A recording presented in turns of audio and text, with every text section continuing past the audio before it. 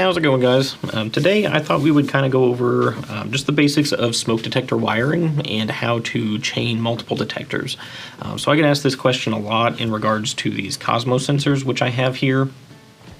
And that is because the manual for these doesn't specifically show how to chain multiple detectors, even though that is their basic design. Each module is designed to use 12 detectors on a chain, so I do wish they would kind of update that to make it more clear. However, I'm going to make a video that basically goes over all the ins and outs of wiring the different smoke detectors, and that way you guys will have the knowledge. So if you want to, you can just skip directly to the wiring down below. I'll have it chaptered out. I am going to go over some of the basics when it comes to smoke detector wiring, though. And this will apply to basically all the COSMOs that are out there, as well as the standard i3, 2WB, and 4WB detectors, and all the variations thereof. So, to go over some of the basics, with all system sensor smokes, you will have basically an extra terminal.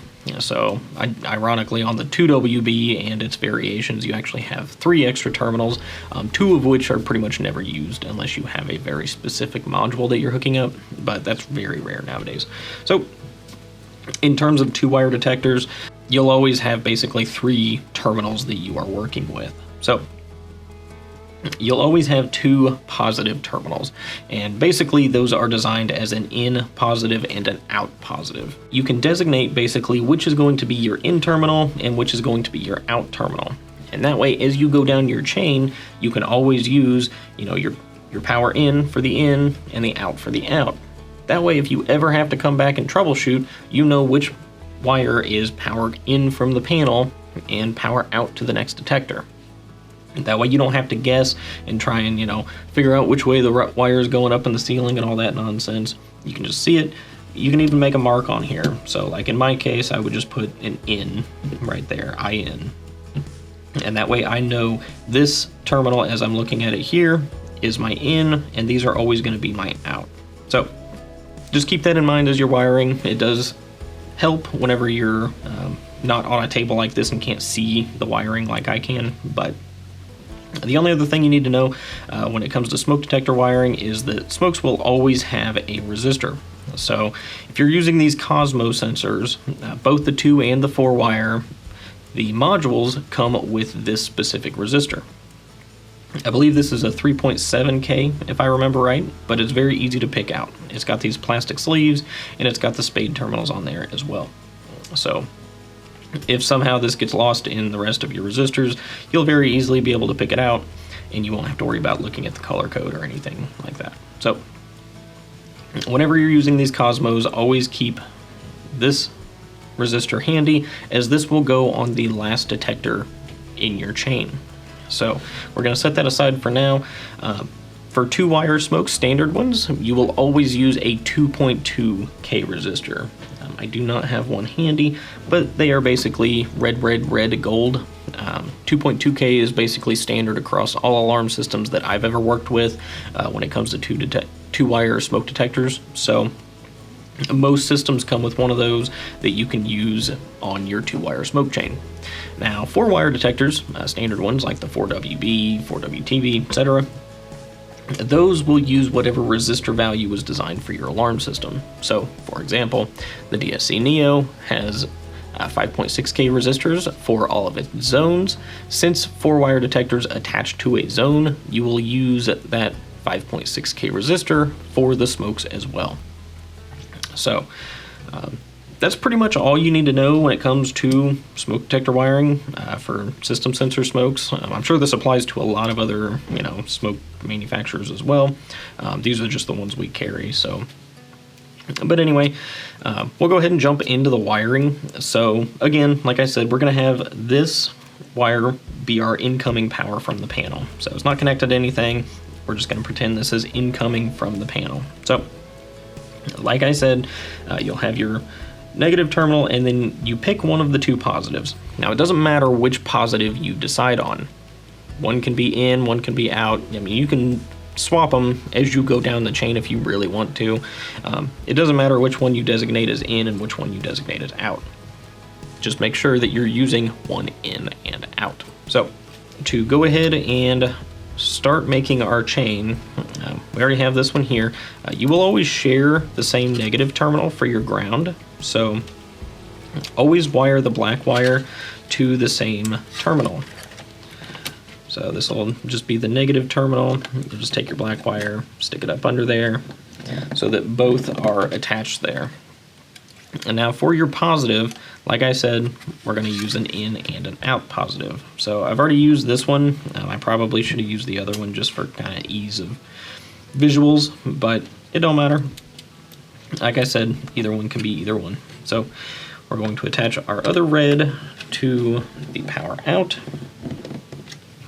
And that is what our detectors will look like as they are chained. Like I said, you'll have both blacks going to the negative terminal and one of each red going to the in or the out.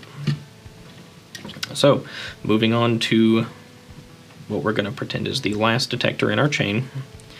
All you're going to do is take your red wire, and that is going to go to the next detector's in terminal.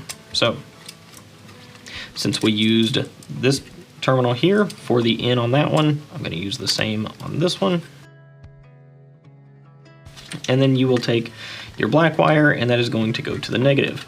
However, before we actually tie this down, we also have to put our resistor in, since this is the end of our chain. So, sorry, I'm trying to get this situated where it'll just kind of sit there. So, now we're going to use our resistor. Our resistor always goes from the negative terminal to whatever would be our out positive. So, since this is our in positive, the resistor is going to go on the negative and our out positive here. So just slide it up under there. With the spade terminals, it's very easy to get situated. Tighten that one down, and then we're going to attach to the negative terminal as well. That is what a 2-wire smoke chain would look like, and you would just do this all the way down the chain. So if you had 6 detectors, you would have 6 of them that look like this as you go down the chain, and then your last one is always going to look like this with the resistor in place. If you do it this way and you follow, the same in and out as you go down the chain, anytime you boot up your system and, set your smoke zone, it will work flawlessly so long as none of your detectors are bad. And once you're ready, basically just attach your detectors to the bases, and I'm not going to power it up, obviously, but that is all you would need to do. I'm going to go ahead and disconnect this, and I will swap these out with 4-wire detectors, and I will be right back. Alright, so moving on to the 4-wire style. On these models, you'll notice there are 5 total terminals. So same thing applies as before with the 2-wire. You're going to have 2 positives, a negative. However, with these, because they're 4-wire, you have your 2 zone terminals here as well. This is basically the circuit that is supervised by the system whenever you connect it all up. The power is just for power. It's not supervised like on the 2-wire models. So if we were going to run a chain of these, essentially you just connect the black, yellow, and green, or black, white, and green in my case, to the same terminals they're already on, and with the red wire, just like before, you have an in power and you have an out power, so you have to keep that concept on the 4-wire models as well. But I'll go ahead and hook this up, basically green to green, white or yellow to white or yellow, and then black to black, and then red's going to go to that positive out. So I'll do that real quick.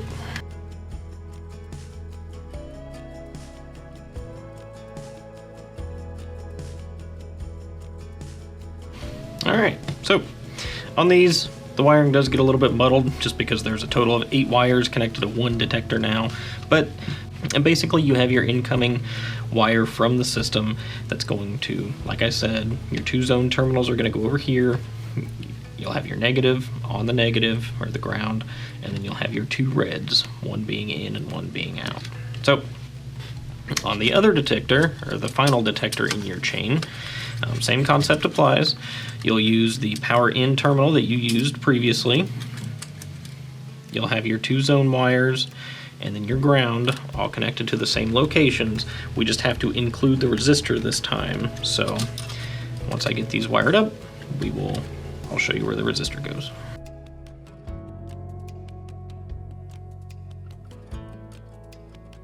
Alright, so this is going to be your basic wiring. It's going to follow exactly what you did on the first one, and I should mention at this point, the zone wires are not actually polarity sensitive, so if you'll notice, it might be hard to tell on the camera, but there are no markings on these zone terminals whatsoever. They just look like 2 open terminals. If you want to get specific, you could, designate one as sort of your powered side of your zone, and then one is your common or your ground, but that's not really necessary. Basically, you can connect white or green to either of those 2 terminals and it will work perfectly fine all the way down the chain. So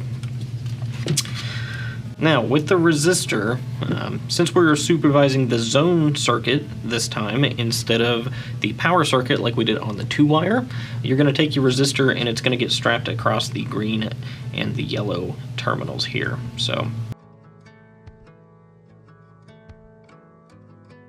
But essentially, this is what the last detector in your 4-wire chain is going to look like.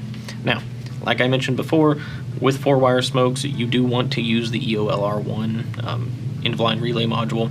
Basically, that is going to monitor the power side of this circuit. So I don't have one handy on me, so I can't connect it right at the moment. But basically, it connects to the power out, your negative, and then your 2 zone terminals. And if power gets cut to this last detector, like if it's lost anywhere in the chain prior to getting to this last detector, the relay module dings the zone, and it will tell you that you have a wiring trouble. So,